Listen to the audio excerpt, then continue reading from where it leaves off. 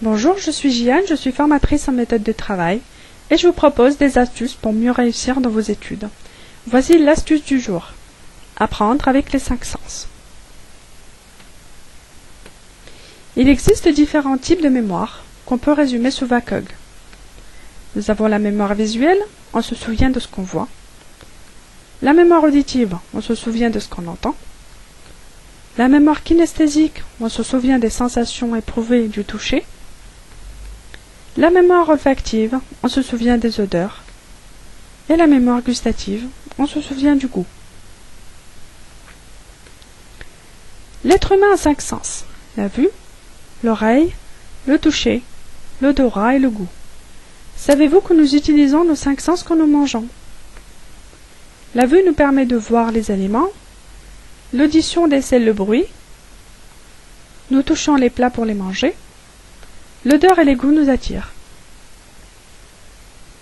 À l'école classique, nous utilisons surtout l'oreille et la vue.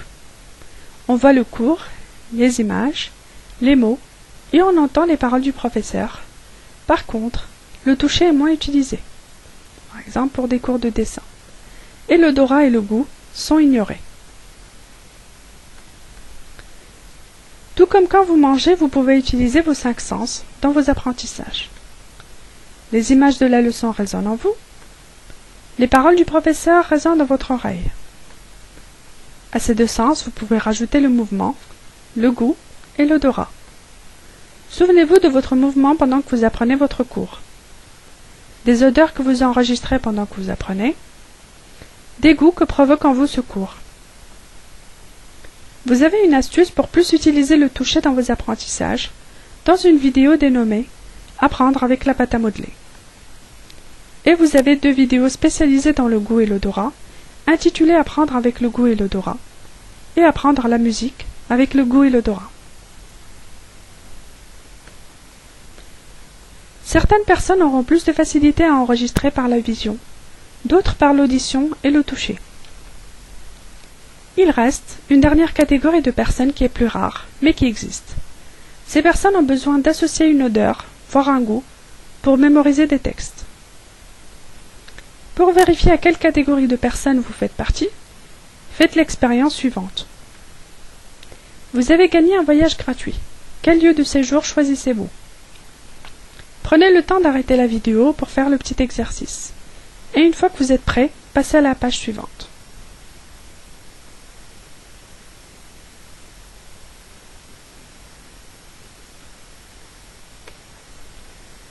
Voilà une illustration très simple des différences qui existent entre les individus. J'ai décrit exactement le même hôtel sous des aspects différents, de façon à plaire à des sens différents, et vous avez choisi celui que vous préfériez.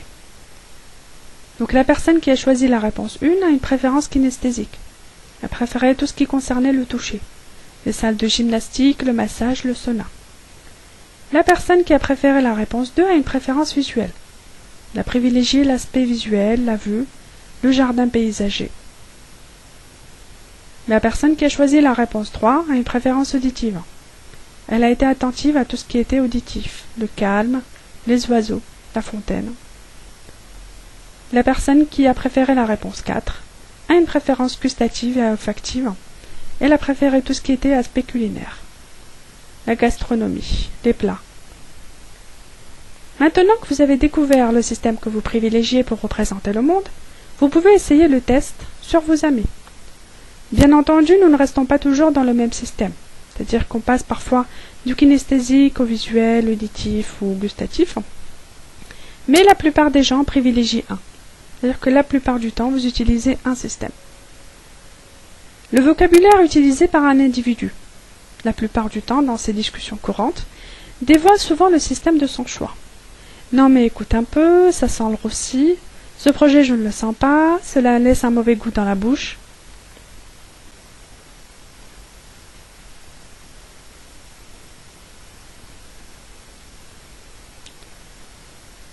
Voici les expressions typiques des différents systèmes de représentation.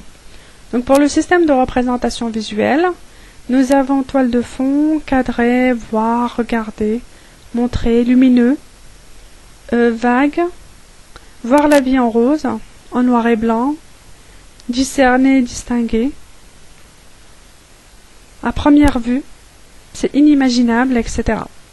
Pour la personne qui privilégie le système auditif, elle va surtout avoir le vocabulaire suivant: la puce à l'oreille, entendre, parler, dire, écouter, questionner, dialogue, ça sonne juste, ça sent faux, ça ne me dit rien, se faire entendre, prêter l'oreille, un écho favorable, on n'est pas sur la même longueur d'onde, etc. La personne qui a une préférence pour la partie kinesthésique va surtout avoir le vocabulaire suivant: le nœud de l'action, sauter du coq à l'âne, prendre les choses en main, c'est le pied, toucher du doigt, en contact avec,